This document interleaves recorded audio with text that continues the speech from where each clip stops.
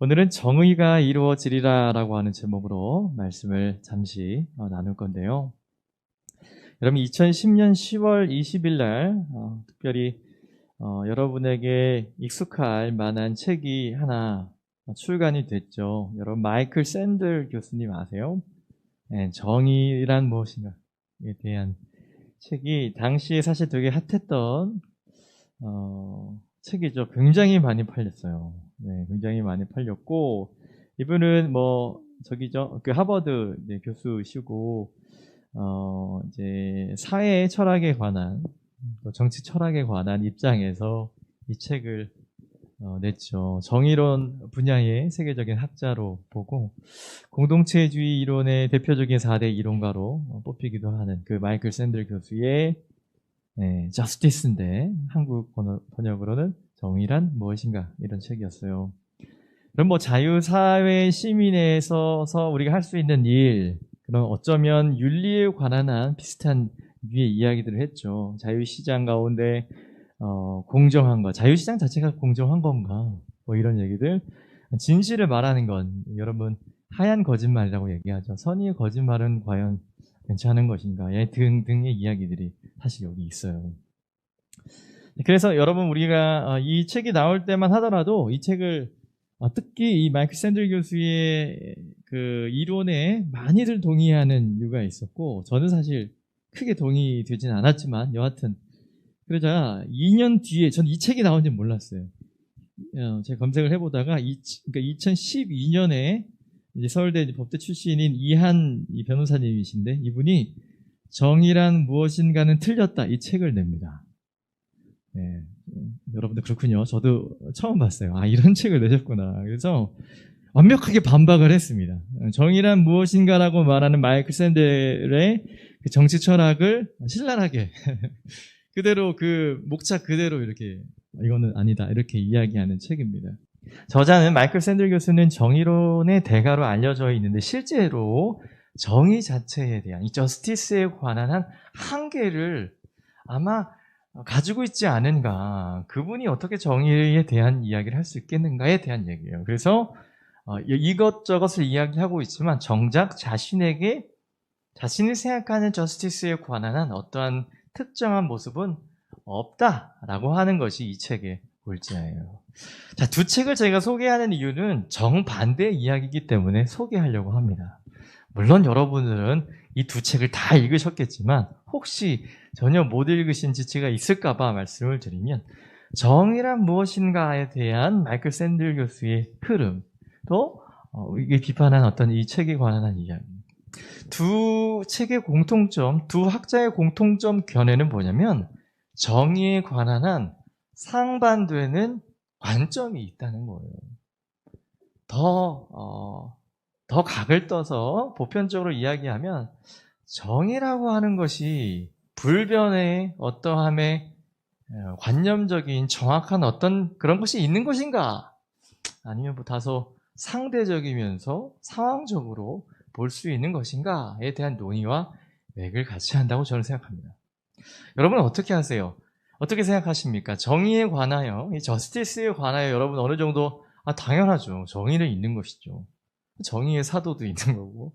그래서 우리가 많이 정의는 언제나 승리해 라고 또 우리 골목에서나 또 우리 남자친구들 열심히 그렇게 해왔죠. 또 우리가 신앙을 갖게 되면서 성경도 정의를 말하고 있는 듯 하니 말이죠. 정의는 있는 것이지. 그런데 여러분이 이제 20살이 넘고 이제 30이 되시면서 사회생활도 겪어가면서 사회가 정의롭습니까? 대한민국은 정의롭다고 말할 수 있을지 모르겠지만 우리가 이건 아닌데라고 하는 상황들이 점점 많이 경험된다는 거죠. 그러니 이런 생각을 하게 되는 거예요. 정말 정의가 있는 건가? 있다면 이것을 지키는 것이 옳은 것인가? 유의 갈등이 사실 현대인에겐 정말 많이 있는 생각들입니다. 여러분, 그럼 저와 여러분은 정의를 어떻게 여러분이 생각하고 계십니까? 여러분이 만약에 정의롭지 못하다면, 정의라고 하는 것이 있지 않다면 저와 여러분 마음에 어떤 것이 생겨납니까? 이런 생각 여러분 부당하다고 생각한 적 있죠? 이건 좀 아닌데요? 라고 느끼는 감정 말이죠. 그래서 부당하다고 하는 것이죠. 부당하다고 하는 것의 여러분 데피니션이 뭔지 아세요? 정의롭지 못하다예요. 그러니까 정의라고 하는 개념이 없으면 부당함도 사실 흔들리는 거죠. 정의롭지 못하다이니까. 자, 여러분 그런데 정의가 무엇인가에 대한 고민은 조금 뭐 차원이 높을지 모르지만 부당에 대한 얘기는 우리는 되게 많이 할 수 있어요. 이건 좀 아닙니다. 이건 좀 아닙니다라고 생각할 만한 것들. 그럼 부당한 대우를 받아보신 적이 있습니까? 네. 그런 상황에 여러분 어떤 감정이 생기세요? 네, 그런 감정이죠. 네, 맞아, 이런 감정인 것 같아요. 여러분 안에 다소 여러분 울분이라고 하는 거, 눈물과 분노가 결합된 건가 아닐까? 울분이 어떻게 이 단어가 만들어졌는지 모르겠지만 울음과 슬픔과 분노의 감정이 결부된 가장 인간이 표현할 수 있는 극에 달하는 어떤 표현이 아닐까? 왜? 내 안에 정의롭다고 하는 것, 옳다고 하는 것이 아니라고 이야기하는 상황과 정황에 우리는 그렇게 표출되는 것이죠. 여러분 그런 것이 계속되면 어떤 마음이 들어요? 이어서 바로 따라오는 마음이 뭐냐면 복수에 관한 마음이 생기죠. 두고 봐. 이런 마음이죠. 여러분 복수의 마음은 우리가 선의를 가졌다거나 악의를 가졌다거나 상관없이 내가 생각하는 정의에 대한 관점에 부당한 대우를 내가 받았을 때 동일하게 내가 당신에게 갚아주려고 하는 마음에서 시작됩니다. 자, 제가 정의와 부당함과 이런 얘기들을 하는 것이 여러분에게 어떻게 들릴지 모르겠지만 다시 한번 오늘 본문을 펴 계시다면 보십시오. 바울은 로마서 12장에 또 19절에 이런 이야기를 하고 있어요. 달콤한 말로 해요. 사랑하는 여러분, 이렇게 되게 달콤한 말입니다. 로마서는 어떤 체예요? 문체가? 네, 딱딱한 체예요. 1장 1절만 해도 완전 이 법대 출신들 가운데 이제 칼각을 달여있는 옷을 입고 이야기해야 될 성경인데 갑자기 로마서 12장에는 굉장히 스윗한 말로 사랑하는 친구들아 이렇게 이야기하면서 이제 권면이 들어가는 거죠. 그렇죠? 바울의 권면이 어떤 권면이냐면 너희가 친히 원수를 갚지 말아라. 현대어 번역으로 제가 해볼게요. 여러분은 스스로 원수를 갚지 마세요. 라고. 근데 왜 갑자기 원수의 얘기를 하는 거죠? 더 읽어볼게요. 그 일은 하나님의 진노하심에 맡기십시오. 기록되었을 때, 이거 민수기에 있습니다. 원수 갚는 것이 이 네 개는 하나님이죠. 그죠? 네. 원수 갚는 것이 하나님께 있으니 하나님 내가 갚으리라고 주님께서 말씀하셨다. 그 이제 구약을 인용하면서 바울이 이렇게 스윗하게 말하고 있는 건데. 자, 이 말씀의 논지는 분명합니다. 원수 갚지 말아라. 네, 우리가 뭐 늘 그렇게 원수를 갚고 막 그렇진 않거든요. 그런데 우리의 삶으로 돌아오며 다시 한번 정의와 이 부당함과 울분과 분노와 이 어쩌면 이 리벤지의 마음들이 막 우리 안에 있는 삶의 자리에 한번 와보시라 이 말이죠. 그때 이 말씀은 과연 우리에게 어떤 말을 하고 있는지 여러분 좀 고민해 봤으면 좋겠어요. 지난 2018년 서울대 시사저널 보건학회에서 울분에 관한 조사를 좀 했대요. 그러니까 울분에 대해서 내가 경험한 울분은 어떤 것이었냐라고 물었을 때 이렇게 대답을 했대요. 책임져야 할 사람들이 빠져나가는 몹시 정의에 어긋난다고 느끼게 하는 일, 그게 나로 하여금 울분을 만든다. 또 나를 불행하게 만들고 위축시키고 무력하다고 느끼게 만드는 일, 물론 외부로부터. 그것이 개인적인 어떤 울분의 상황들이었다는 거죠. 또 사회적으로 보면 이런 거래요. 어떤 사회적 사안에서 간접적으로 경험하는 울분은 뭐 공적 규칙의 위반, 권한과 권력의 남용, 그런 일들 가운데 우리는 사회적인 울분을 경험한다. 자, 그래서 지난 한 29년 동안의 7개 일간지 기사를 분석을 해서 또 발표를 했는데 그 결과 한국 사회에 있어서의 울분은 사건, 사고 피해로 무고한 시민이 사망하거나 질병, 경제적 삶의 기반 박탈을 경험하고 여기서 생기는 기본 권리의 요구가 묵살될 때 생기는 국가와 사회를 향한 분노로 정의를 했습니다. 그래서 이러한 정황들이 계속되게 될 때 사회에 대한, 이것이 사회이지만 개인으로 적용할 수 있을 것 같아요. 사회이든 개인이든 뭐가 떨어지죠? 신뢰가 크게 떨어집니다. 그렇죠. 그런 마음이 우리 안에 부당함으로 느껴지니 말이죠. 자, 여러분, 저와 여러분은 모두는 한 번쯤 이런 부당한 일을 당했으리라 저는 생각합니다. 아마도 여러분 중 대부분은 사과를 한 번도 하지 않았거나 또 그것을 바로잡기에 충분한 어떤 그런 것을 취하지 않는 사람에게 심각한 상처를 가지고 계실 수도 있습니다.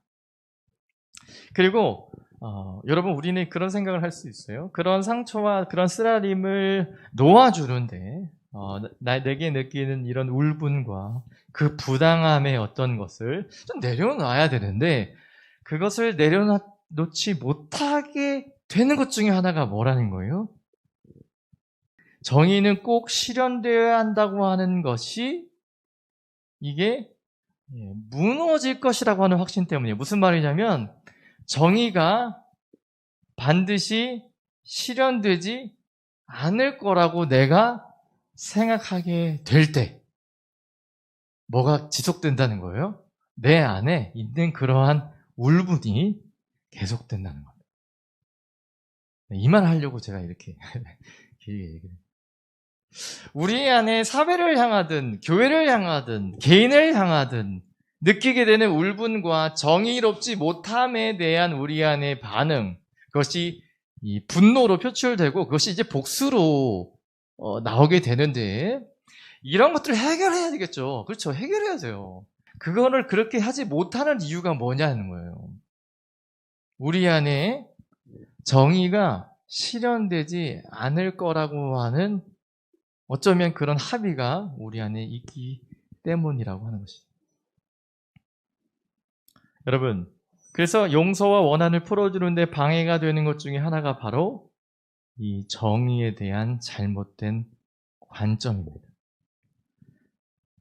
우리는 여러분 기억하십시오. 이 원수 갚음, 그 정의와 이 부당함에 대해서 저와 여러분 스스로가 처리해야 될 자신의 죄가 있다고 하는 것을 먼저 인정하셔야 돼요. 여러분, 정말 그렇습니다. 부당하고 생각하는 우리 상대적인 내 안에 주관적인 어떤 생각이 있을 수 있어요. 그러나 정말 저와 여러분은 그런 부당함에 있어서 우리는 정당한 행동과 정당한 반응을 보였나요?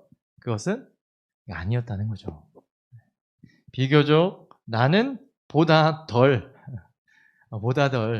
정의로웠기 때문에, 당신이 더 정의롭지 못했기 때문에 나는 부당하다라고 이야기하는 것이지, 사실 하나님 앞에 우리가 비추어 봤을 때 우리의 모든 삶이 부당하다고 느끼는, 우리 안에 복수의 감정이 느껴지는 상황 가운데 저와 여러분은 정말 떳떳하십니까? 그렇지 않다는 거예요. 여러분, 굉장히 중요한 접근입니다. 여러분, 그러한 관점과 생각 가운데 목사님, 저는 지금 생각해도 저는 억울해요. 저는 사실 여러분 1도 하나도 그런 마음 없었거든요. 네. 그럴 수 있죠. 그러나 우리 안에 표현 방식에 의해서 오해가 있어질 수 있고요. 네, 표현될 수 있기 때문에 저와 여러분이 처리해야 될 우리 자신의 잘못이 있다고 하는 것을 인정하시고, 그 다음 그냥 내버려 두는 것은 정의가 실현되지 않는다는 것을 인정하는 것이라고 생각을 하게 되죠. 그래서 우리는 어떻게 해요? 분노를 붙잡고 감정이나 사건이나 단어를 반복해서 계속 말하는 거예요. 잘못됐어. 이거 잘못됐어. 내가 이렇게 비참할 때 어떻게 그 사람이 행복할 수 있지? 나는 이렇게 힘들어하는데 어떻게 그이는 그렇게 할 수 있지? 이건 정말 잘못된 거예요. 이대로 있으면 절대로 정의가 실현되지 않으니 복수하려고 하는 거죠. 그러니까 개인적으로, 주관적으로 봤을 때 내 복수는 뭐예요? 정의의 실현인 거예요. 네, 여러분, 이것이 저와 여러분에게 이 괴로움과 죄로 더 깊이 들어가게 되고, 많은 경우 저와 여러분에게 이것이 뭐가 돼요? 무거운 짐이 되게 됩니다. 그래서 로마서 12장 19절에 말씀을 다시 한번 보여주시겠습니까? 이때 하나님께서 바울을 통해서 무슨 논조인지 여러분 제가 설명드렸죠? 굉장히 스윗한 말로 얘기하고 있죠. 사랑하는 자들아, 친히 뭐 하래요? 원수를 갚지 말아라. 자, 원수 갚지 말아라고 하는 논조입니까? 아니에요. 네, 좋아요. 고맙습니다. 반응을 해주셔서. 가까운 게 좋다, 이런 게. 그죠? 네. 난 이렇게 멀었는데 말이죠. 이것은 원수 갚지 말아라고 하는 게 아니라 내가 원수를 갚겠다라고 하는 거예요. 여러분, 이 논조를 아셔야 됩니다. 바울이 말하고 싶은 건 뭐냐면 너의 부당함에 관한 부분에서 하나님이 안다 모른다? 알고 계시다. 근데 그 일을 누가 하신다? 하나님 내가 하시겠다는 거예요. 그러면 너는 뭐 하라는 거예요? 물론 원수 갚지 말아라고 하는 것인데 여러분 우리가 이렇게 부당함에 이렇게 올라와 있는데 원수를 갚지 않으려고 하면 뭐 해야 돼요? 뭐 해야 돼요? 우리가 이렇게 해야 돼? 안 할 거 아니에요. 네. 우리가 막 지금 한 번만 더 건드려봐. 이렇게 막 복수할 거야. 이런 마음이 있다가 주님이 말씀하세요. 너 마음 내가 알 거니까 넌 절대로 하지 말아라. 내가 할 거니까. 그러면 여러분이 어떻게 해야 돼요? 하나님, 됐어요. 나오세요. 내가 해야 돼요. 라고 한다면 안 되겠지. 근데 이 논조는 뭐예요? 하나님 하신다고요? 그러면 어떻게 해야 돼? 우리가 이 게이지가 이렇게 내려가야 되는 거죠. 자, 지금 하나님께서 저와 여러분이 주시는 것은 뭐냐면 저와 여러분이 생각하는 정의와 그 부당함과 그 아픔과 그 짐을 주님이 뭐 하시겠다는 거예요? 덜어주시겠다고 하는 거예요. 원수를 갚지 말고 오직 하나님의 진노하심에 맡기라. 다 이렇게 더 모이고 하면 요 말인데 원수를 너희가 갚지 말고 오직 나의 진노하심에 맡겨라. 자, 이 말을 현대적으로 한번 번역해 볼게요. 마이클 샌들 교수와 이한 교수, 우리 변호사님이 계시면 말씀을 이렇게 좀 보셔야 될 것 같아요. 원수를, 이 정의는 어떻게 된다는 거예요? 실현된다, 안 된다? 실현? 도와주세요. 된다는 거죠. 오케이, 그 다음 뭐예요? 주어가 중요해요. 누가 정의를 실현한다는 거죠? 하나님이. 오케이, 오늘 설교 끝입니다, 이제. 예, 이게 가장 중요한 내용이에요. 바울이 우리에게 또 당시에 로마 패권 가운데 꽉 눌려 있었던 유대인들과 또 이방인들, 특히 크리스찬 가운데 얼마나 권력에 대한 항쟁이 많았어요. 여러분 당시 예수님 당시이지만 여러분 시몬이라고 하는 사람 아시나요? 예수님의 제자 중에 시몬? 시몬이 질롯이었어요. 질롯. 셀롯이라고 번역해요. 질롯이 뭔지 알아요? 프로토스 알죠? 네, 미안합니다. 우리 30대 알고 있잖아. 게임에 나오는 그 맞아요, 질롯이. 질롯이 번역하면 뭐예요? 열심당원이라고 나옵니다. 옛날 우리 영어 사전에는. 열심당원이 무슨 말인지 알아요? 하여튼 사전이 참 좋아야 돼. 어려운 말을 번역해놓으면, 네, 소위 말하면 독립투사인데 되게 저돌적인 사람 있죠. 네, 그래서 당시에 시몬을 비롯한 예수님 당시에 이 질롯 당들, 셀롯이는 여기 품에 항상 칼을 가지고 다녔어요. 그런데 폭력배 이런 게 아니라 항상 품고 있어서 우리 일제시대로 비유하자면 유관순 누님처럼 유관순 누님의 품에 뭐가 있어요 항상? 신용카드 말고 뭐가 있죠? 여기 안에? 태극기가 잘 모르는군요. 네. 또 여러분 우리 윤봉길 의사 품에는 뭐가 있어요? 네. 총도 있고 뭐가 있어요? 지금 흐름에 따라서 도시락이 죄송합니다. 제가 말씀드린 게 뭐냐면 항상 어느 때라도 우리 민족의 독립과 내 가치를 실현하기 위해서 항상 그런 사람이었거든요. 그렇기 때문에 예수님 부활하시고 승천하시기 전과 그 후는 이 내용이 극에 달았어요. 부당함에 관한 한 예수님을 메시아로 인정하지 않았던 많은 사람들의 이유가, 또 예수님의 메시아를 그런 식으로 오해했던 이유가 뭐였어요? 사실 어떻게 보면 저스티스 때문이었어요. 그럼 우리 주님은 어떻게 하죠? 그냥 돌아가시죠. 왜요? 주님은 뭐예요? 우리의 메시아이기 때문에. 뭐예요? 영원한 생명을 보여주시고 우리에게 주시려고 하는 그분이었죠. 그분이 이렇게 말하는 거예요. 바울을 통해서. 저스티스는 어떻게 된다고요? will be done 한다. 누가? 내가. 하나님이 이 정의를 이루실 것이라고 하시고 그것을 우리는 어떻게 해야 돼요? 반응은? 네, 아멘이 되는 거예요. 아멘이 무슨 뜻이에요? 네, 그렇습니다. 우리 군대 가면 네, 그렇습니다. 이걸 배우거든요. 정확한 번역입니다. 아멘. 네, 그렇게 될 줄로 믿습니다. 동의하는 단어는 제가 생각해 봤을 때 군대에서 말하는 네, 그렇습니다. 당신의 말 그대로 될 겁니다. 저는 그렇게 동의됩니다. 이런 말. 하나님 진노하심에 맡겨라라고 하는 것은 네, 정말 그렇습니다. 당신께서 정의가 실현될 것이라고 실현되리라고 말씀하셨기 때문에 그렇게 될 줄 믿습니다라는 거예요. 이 메시지는 이 대한민국 특별히 어렵게 취업의 문턱이나 코로나 이후로 점점 힘들어진 저와 여러분에게 이 정말 시원한 메시지라고 저는 생각해요. 그 짐을 덜어주기 위해 하나님께서 우리에게 주신 말씀이 바로 오늘 이 말씀이라는 거예요.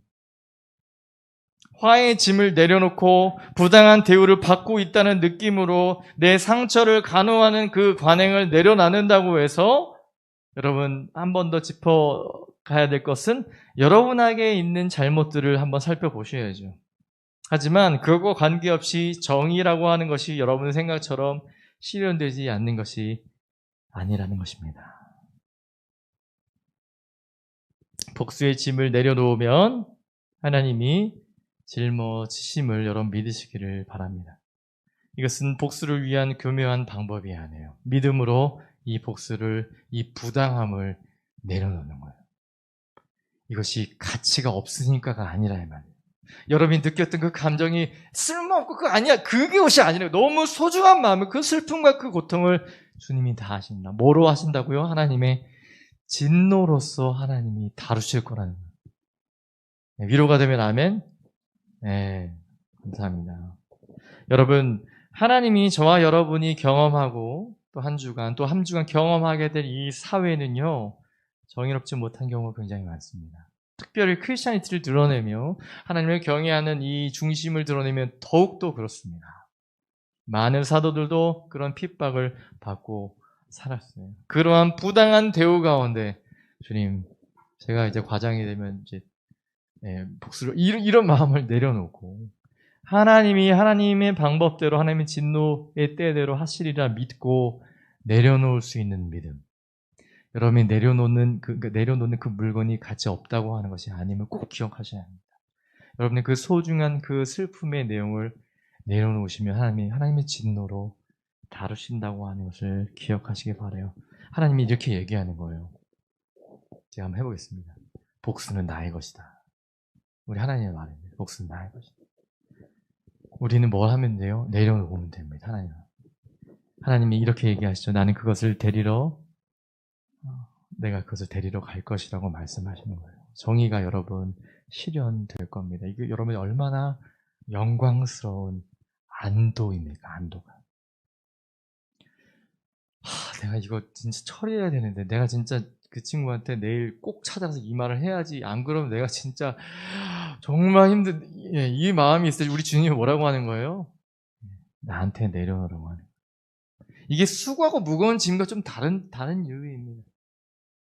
여러분이 막 표현하고 하라고 하신 얘기가 아니라 하나님의 진노대로 맡길 수 있는 믿음이 중요한 거예요.